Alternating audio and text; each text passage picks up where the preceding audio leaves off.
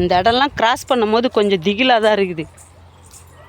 ரொம்ப அமைதியாக இருக்கா, சடார்னு எதனா ஒன்று ஓடிச்சுன்னா கூட பக்குனுக்குது நம்மளுக்கு.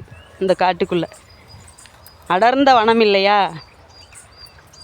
நம்மளை பார்த்தோன்னே ஏதாவது ஓடுது.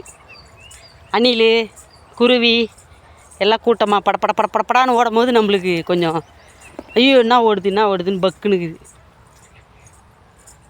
இதெல்லாம் வார்த்தையால் சொல்ல முடியாதுங்க. வீடியோ போடும் போது எங்களுக்கு இருக்கிற பரவசம் அது நேரில் வந்து பார்த்தா தான் அவங்களுக்கு அதை உணர முடியும்.